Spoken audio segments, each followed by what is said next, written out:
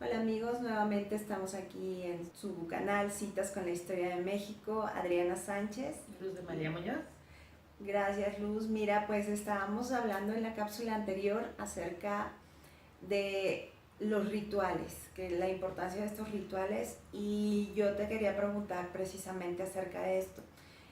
En parte de los rituales era este juego de pelota, y dentro del juego de pelota era muy importante eh, la conclusión o el final, el objetivo final de estos juegos, y era que iba a haber un sacrificio. Sin embargo, este sacrificio era es raro verlo porque realmente el que se sacrificaba no era el perdedor, sino quien ganaba, ¿cierto?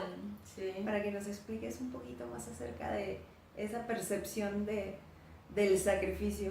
Ahora no entendemos la lógica, ¿cierto? O sea, ¿cómo era eso de que el que ganaba era el que iba a ser sacrificado? Pues no debería ser el que perdía. No, porque era un honor, es decir, el juego de pelota no era un deporte como tal, sino era una ceremonia ritual. Acuérdense que todo en el antiguo mundo mesoamericano tenía esta carga muy fuerte de ritualidad, de lo simbólico. Entonces, el juego de pelota representa que pues, una lucha de fuerzas cósmicas.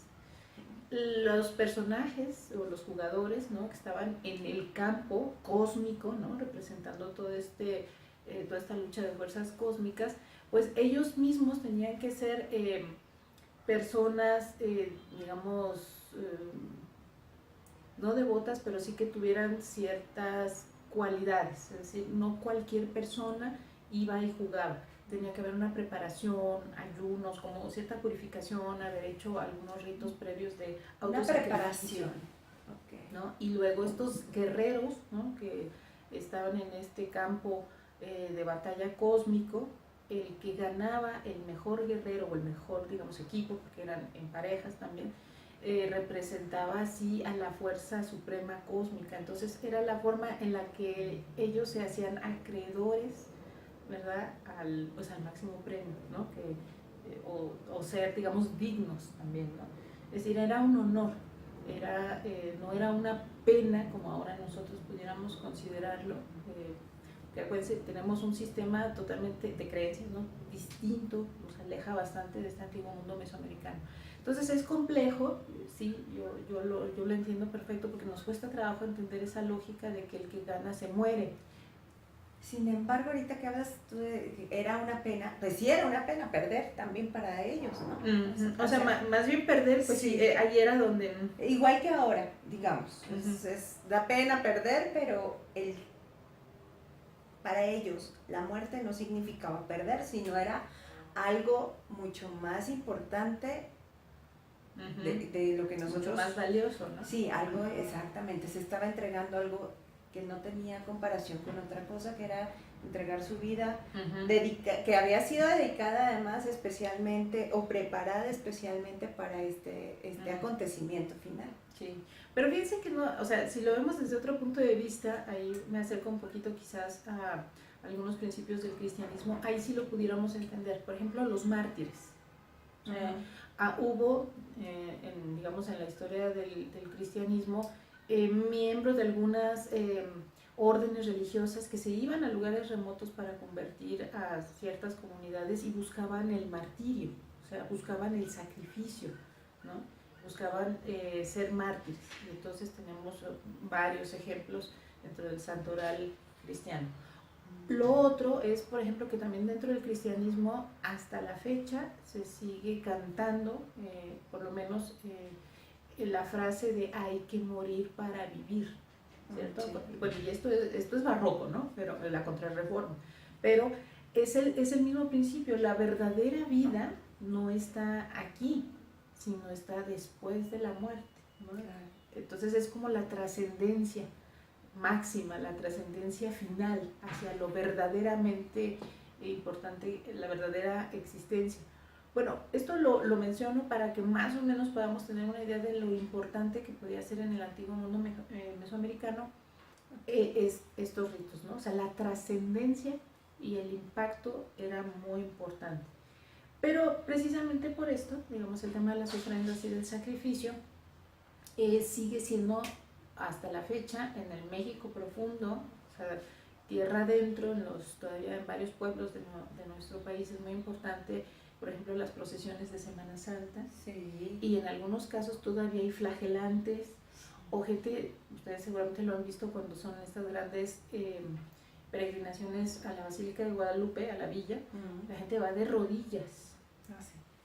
Bueno, ya simplemente la caminata desde sus lugares de residencia hasta la Villa de Guadalupe, pues ya es un sacrificio, ¿no? Porque la caminata es larga, es pesada, hay gente que va con enfermedades, con niños, gente mayor, entonces ya eso es un sacrificio que se está haciendo, ¿no? Y cuanti más, ¿no? Cuando esta gente decide hacerlo, o al menos un tramo, arrodillado, ¿no? Entonces van pasito a pasito. Estas personas muchas veces sangran, muchas veces caen desmayadas, ¿no? Sí, es una exigencia corporal que sobrepasa lo normal, digamos. Sí, entonces todo ese sufrimiento se está ofrendando. Sí. Entonces, en estas todavía acciones que podemos llegar a ver en nuestros días, tenemos la doble carga, que es este sincretismo cultural de nuestro pueblo mexicano, en donde nos encontramos con esta fuerte tradición ceremonial, ritual y de ofrenda del antiguo mundo mesoamericano o mexicano, sumado efectivamente a la tradición cristiana. Entonces vean lo poderosa que ha sido esa conjunción, porque pegó mucho, eso sí pegó entre los antiguos mexicanos, sobre todo en el centro, el tema de que Cristo ofreció su sangre por nuestra salvación, un Dios que ofrece su sangre en sacrificio, o sea, está ahí bien, ¿no? Y algunos otros detalles de esta religión cristiana fueron bien recibidos, porque era parte de su creencia. Se entendía como lógico para ellos, exacto, formaba parte de sus creencias, de su día a día en esas tradiciones, digamos. Sí, entonces en ese sentido no hubo problema. En algún momento, en alguno de estas narraciones, Quetzalcóatl también ofrece su propia sangre, se autosacrifica, ¿no? Sacrifica sangre de su miembro para dar vida.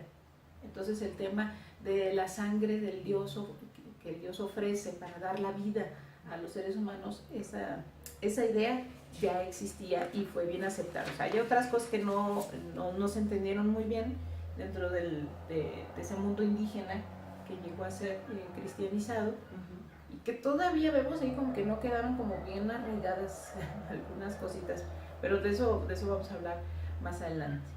Entonces, bueno, quizás quisiera mencionar otro punto importante dentro de esta cosmovisión, que es el chamanismo y el nahualismo. Pero como ese es un temita que quisiera abordar como completo, entonces lo vemos en la siguiente capsulita. ¿Te parece? Perfecto, sí, claro que sí.